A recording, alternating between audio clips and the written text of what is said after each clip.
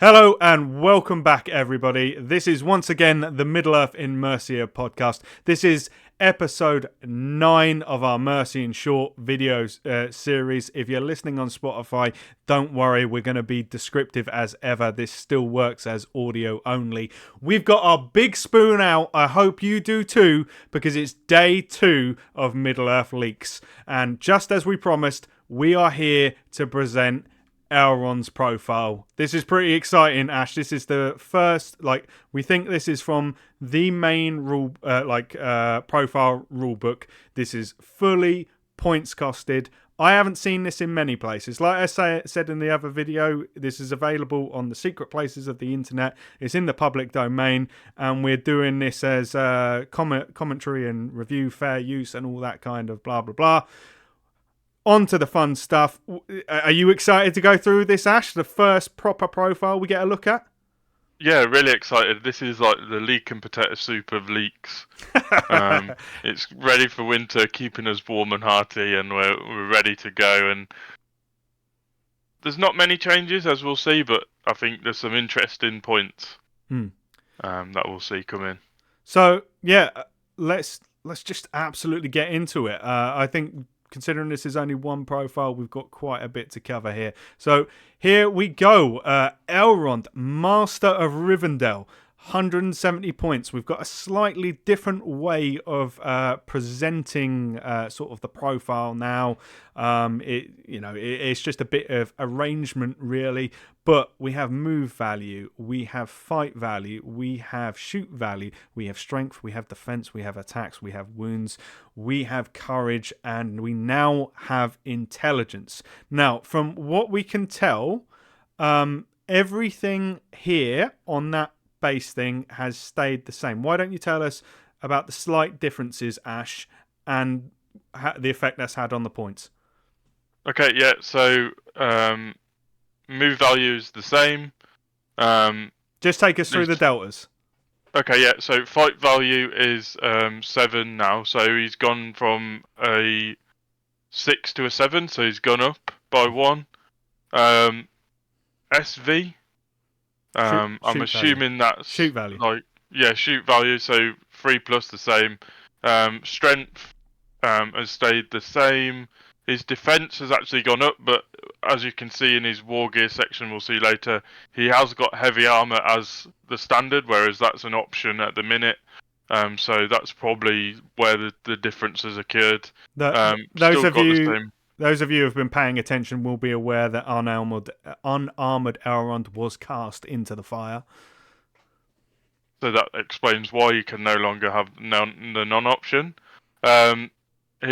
Everything else has stayed the same, apart from obviously the big change. The courage now is a 3 plus roll instead of saying you need to get a 7 or above. And also the intelligence there is a 3 plus as well. Now, Ash pointed out to me before going into this that he was 170 points without armor before. So this is effectively a 10-point deduction in cost for Elrond, which I think might be a suggestion of maybe the direction that they're heading. They want more big name heroes in their game. What do you make of that, Ash? I know 10 points isn't everything, but if we see that on a lot of big heroes, it's going to start to make a difference. No, yeah, definitely. I think that 10 points, obviously, I guess they're giving us something back for taking away the unarmored version. I'm not too sure on a scenario where you would want to take an unarmored Elrond. I think also that fight value going up by 1 maybe signifies that we might see a bigger range of fight values in the game. Yeah, which they suggested they would do, and I'm happy that we're heading that way.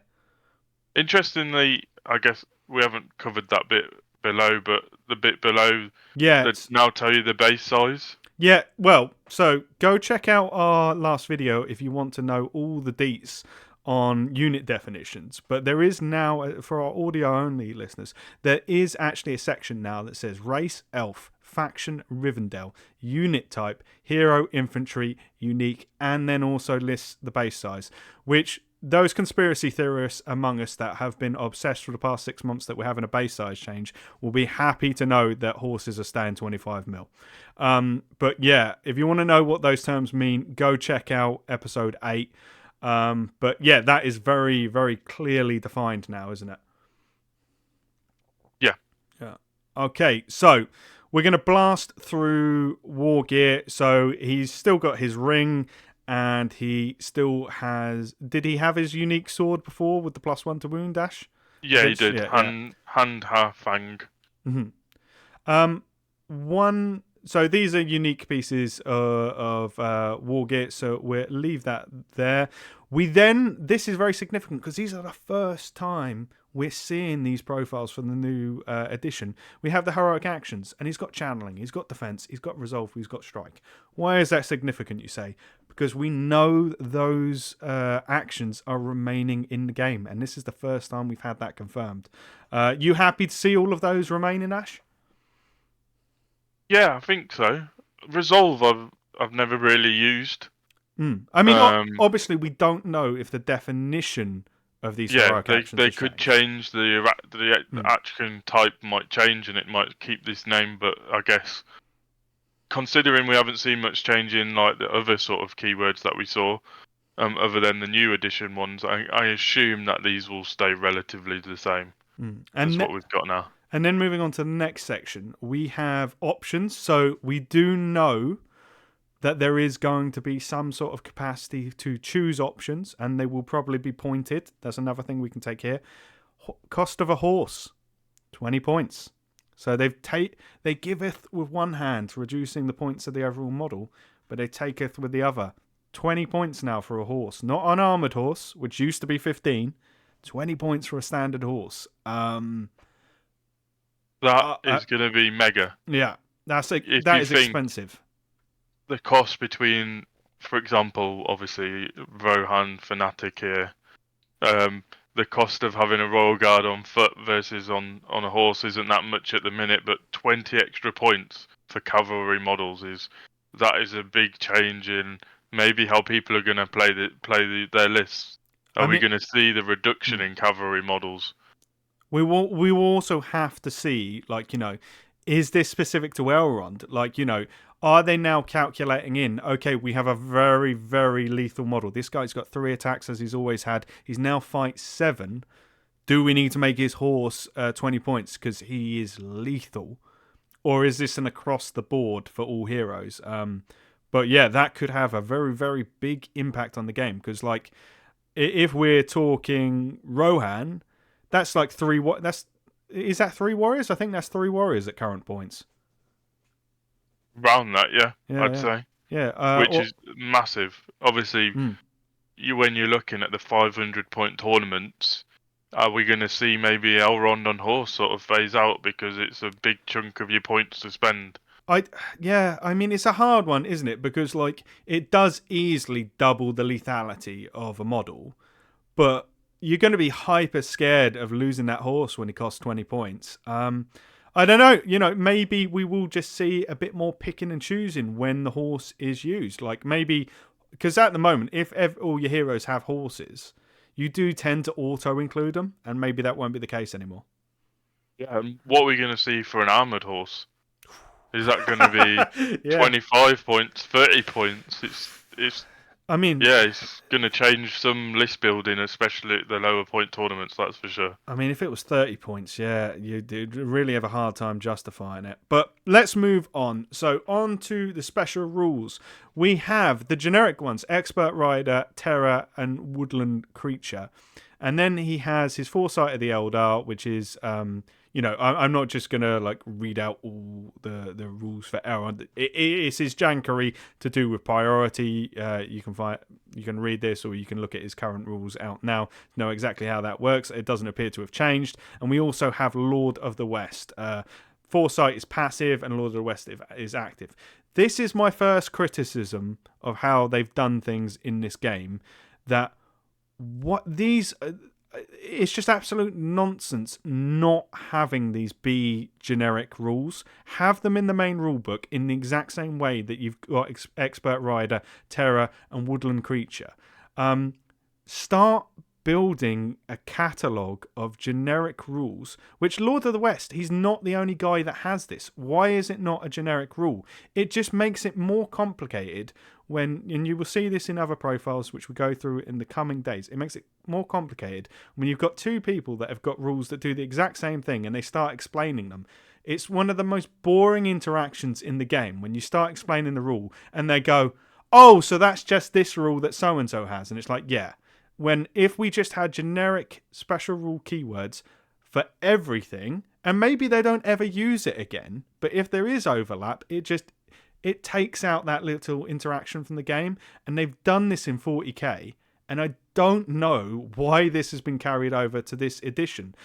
Lord of the West is not a unique rule to Elrond. Foresight of the Elder, yeah, but I just think this is a complete oversight when you're completely rewriting the rule book to not make this generic. And, it's a failure of communication. And it does worry me a bit that they've not taken every opportunity they could have to make this game easier to understand and quicker to play. That is my one negative. We're always going to give balance. But I do think that is a massive, massive shame that we're going to have to live with the lack of keywords on special rules for another 3, 4, 5 years. What do you think on that, Ash? Yeah, I think, like you say, they could take some of this out and simplify the profiles a lot more. I have actually just noticed, though, and I might be reading too much into it, but on his weapon, it says this is a unique elven hand and half weapon, whereas originally it says elven made. So is that a change to the elven made rule? Is that maybe disappearing and that bonus for having an elven made weapon is gone? Or are they just simplifying it and just anything that has elven next to it is classed as elven made?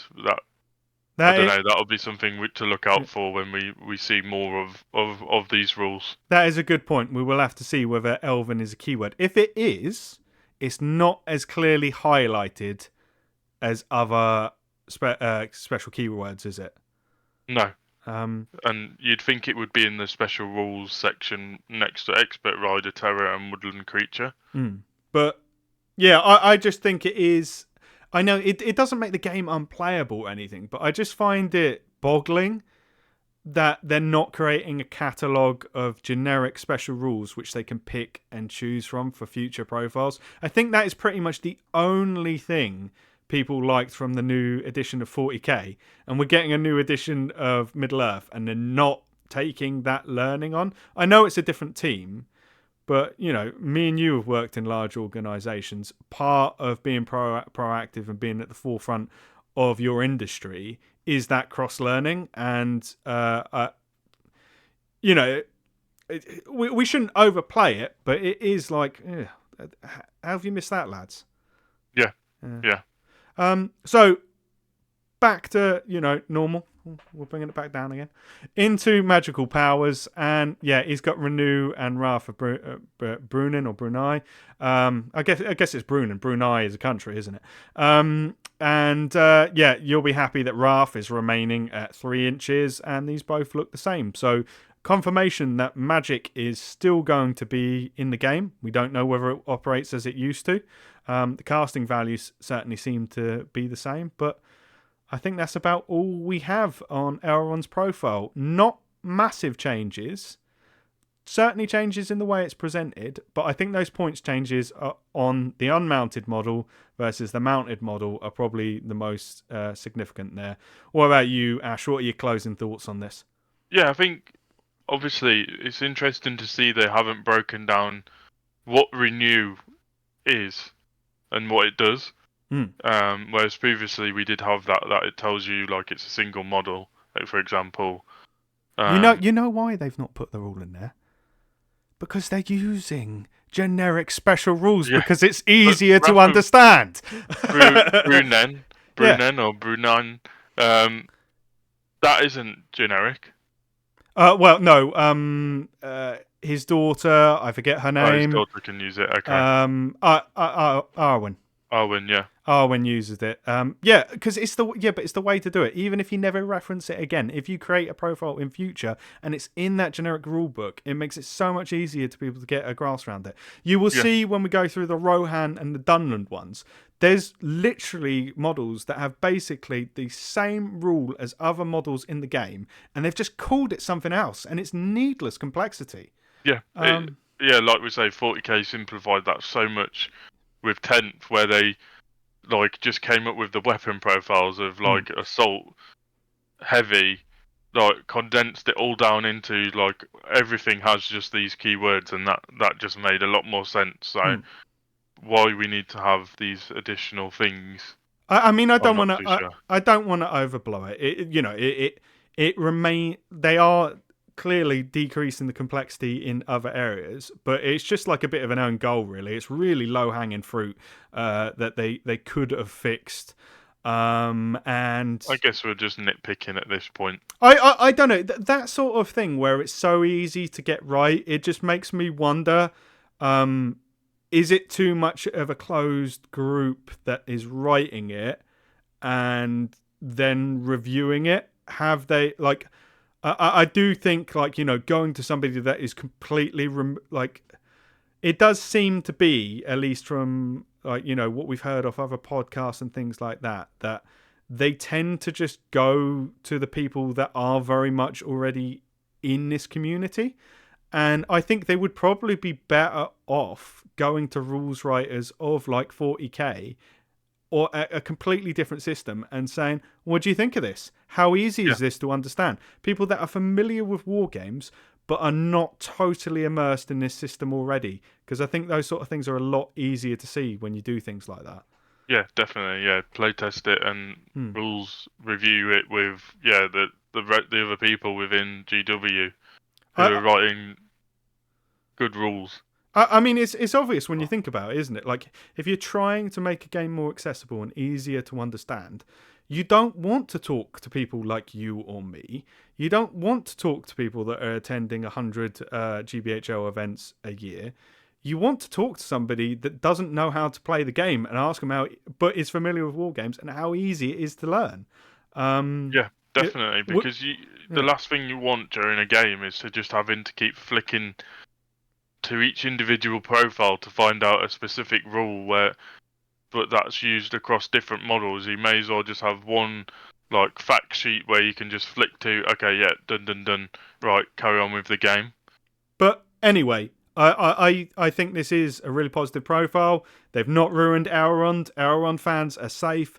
It shows clearly that they are trying to more clearly present the information. I think the stuff on unit type is really good. It's going to be interesting what those points changes sort of lead to, and I think we do have more room for discussion on these profiles when we delve in to Rohan tomorrow and Dunland on the next day. Anything else from yourself, Ash, before we wrap this one up? No, yeah, I think it's good to see they're not changing things too much. Like, we're not going to see like invulnerable saves or save rolls that we have to make, at least. So that we're keeping that complexity down there. So it's good to see that. It seems like the bones of the game aren't going to change too drastically. Fingers crossed. Yeah, I might be eating my words when we get a full rule book to review, but yeah. So on that note, if you have enjoyed yesterday's video, if you have enjoyed or at least tolerated today's video, then Ash has a message for you. You need to like and subscribe. Please like. If you haven't had enough leaks, if you want more leaks, we've got more leaks coming in the next couple of days, so you don't miss it. Like and subscribe, and we'll keep up with the leak recipes. We have invested heavily, and most of all, as well as the home of the conversation. If you agree with what we've said, if you disagree, if you've maybe got a viewpoint that we haven't covered, then please drop it down in the comments below. And on that note, I haven't forgotten to mention it. I've just had an inspired moment, but there is one more thing to cover on this. Did you notice, Ash, that it does not say Hero of Legend on Elrond's profile? No, it doesn't say any sort of hero, does it? That's a little like nugget there For the true fans who have stuck around for this, no hero of legend. Are we losing the hero classifications? Or is that going to change? Yeah. I've just got a thought of that though. Mm. Is that because he's in the hero of legends section within the book? Perhaps. We can only speculate. But at the top. I think we will leave that one for the discussion down in the comments. Let us know. Do you think heroes of legend are disappearing? Are we going to see a change to the way warbands are constructed? Or did they just, when they took this photo with the potato cam that all Games Workshop leaks are traditionally done, did they just miss it off at the top? Let us know. I've got another theory on it, Quickly. I don't think we're losing those structures because they released the images of the snow troll yesterday and said that they are independent heroes. Okay. And also, I think this is part of the introduction section of the rulebook to show you what a profile looks like and not the actual profile of Elrond within the army book. There you have it. Let us know if you think Ash is right. Let us know if you've got a different idea. That's all we have for you today. Make sure you tune in for tomorrow when we're going to be going through 1, 2, 3 Rohan profiles. That's all from me. Cheers. And that's all from me. All right, catch you tomorrow, guys. Goodbye.